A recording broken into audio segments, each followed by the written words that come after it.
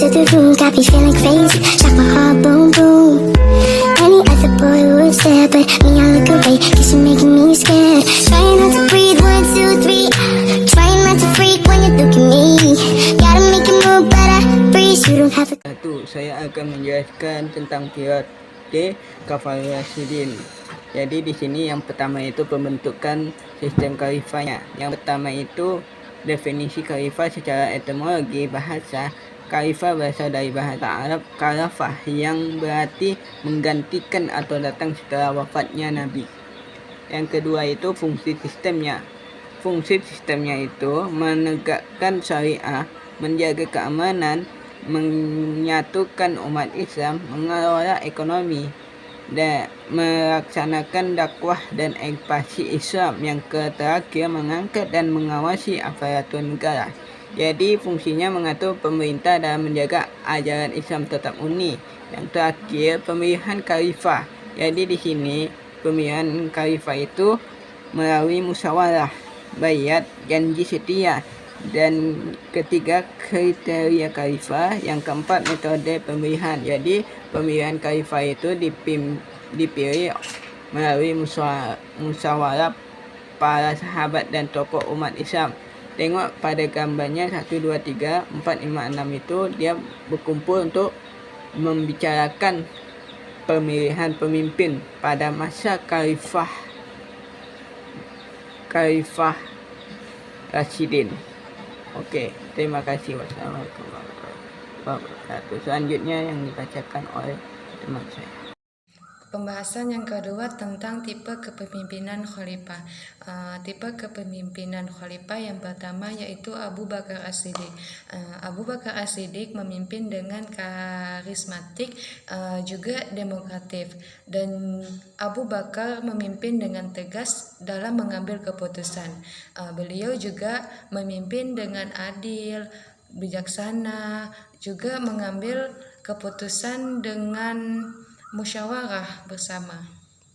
Pemimpinan yang kedua yaitu Umar bin Khattab.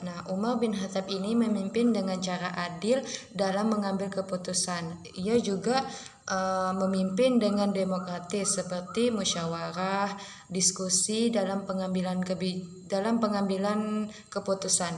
Ia memimpin juga dengan bijaksana, jujur, dan peduli.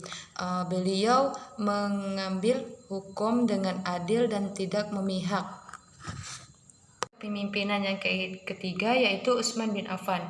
Ia memimpin dengan kemurahan hati tetapi ia kritik terkait nepotisme.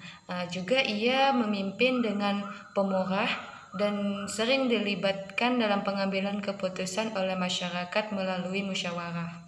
Pimpinan yang keempat yaitu Ali bin Abi Thalib. Ia dikenal karena keadilan sebagai pemimpin, keberanian dan tanggung jawab. Ia tidak pernah melalaikan tugasnya. Juga sederhana dan tidak suka kemewahan, tetapi ia bijaksana dan penuh kasih sayang. Umar bin Khattab dikenal dengan pemimpin yang tegas, jujur, dan peduli.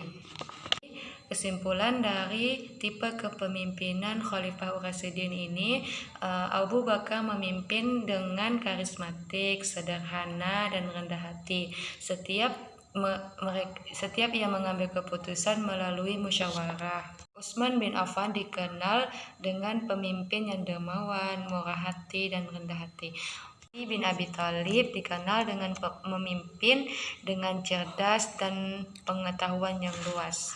Ali memimpin dengan cerdas dan ia memiliki pengetahuan yang luas.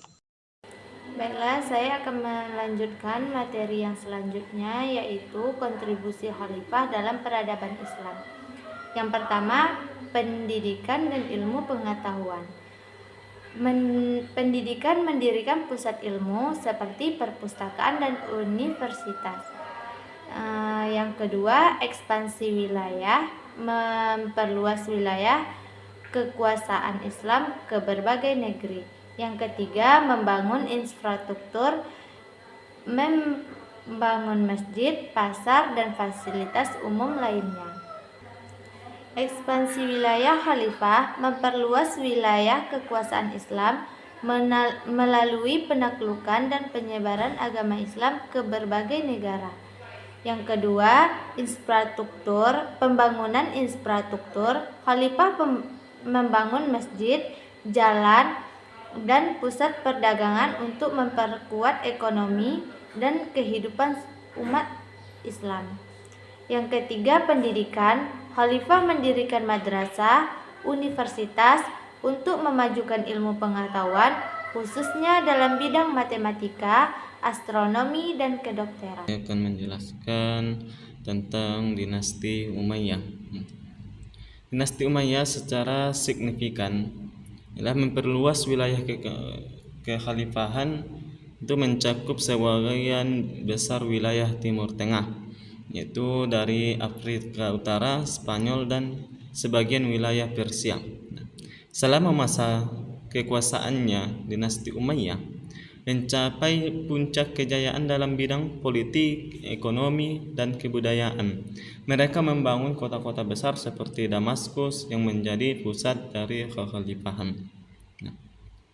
Selama periode ini, dinasti Umayyah juga menetapkan sistem administrasi yang efisien, yaitu memperkenalkan mata uang tunggal dan mendorong pertumbuhan perdagangan. Ini adalah sistem dari administrasi yang efisien dari dinasti Umayyah. Nah, mereka juga melindungi dan mengembangkan pengetahuan, ilmu pengetahuan dan seni yang memberikan sumbangan besar terhadap perkembangan peradaban Islam. Jadi pada masa dinasti Umayyah ini, pendidikan atau ilmu pengetahuan sangatlah diutamakan pada masa itu. Karena begitu perlunya pendidikan sebagai peradaban Islam.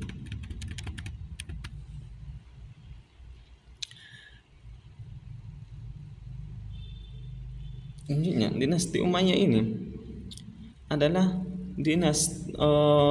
kepemimpinan yang turun-temurun. Jadi, dinasti Umayyah ini setelah salah satu pemimpinnya ingin turun jabatan, turun dari kekuasaannya, maka yang menggantikannya adalah anaknya, putranya, atau saudaranya, yang jelas adalah dari kerabatnya sendiri. Nah,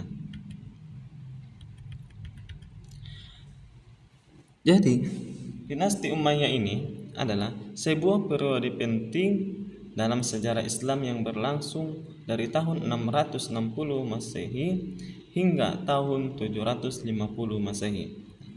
Berdirinya dinasti Umayyah ini cukup lama. Nah, dinasti Umayyah merupakan dinasti khalifahan yang didirikan setelah khalifah pertama, yaitu Abu Bakar, Umar bin Khattab, Utsman bin Affan, dan dinasti ini merupakan penerus langsung dari kekhalifahan Rasyidin. Jadi setelah selesai dari kekhalifahan, maka berdirilah dinasti Umayyah. Jadi setelah terbunuhnya Sayyidina Ali bin Abi Thalib, maka berdirilah dinasti Umayyah ini. Jadi setelah kepemimpinan dari berbentuk khalifah, maka datanglah kepemimpinan berbentuk dinasti, yaitu kepemimpinan secara turun-temurun. Jadi tadi yang menjadi pusat dari ataupun yang menjadi manfaat bagi peradaban Islam adalah salah satunya tadi adalah pendidikan atau ilmu pengetahuan. Jadi pada masa dinasti Umayyah ini, pendidikan sangatlah penting, sangat dikhususkan, sangat diutamakan pada masa itu untuk peradaban Islam. Nah, mungkin demikian yang dapat saya sampaikan. Apabila ada kurang, saya mohon maaf. Ya Allah, saya mohon ampun. Assalamualaikum warahmatullahi wabarakatuh.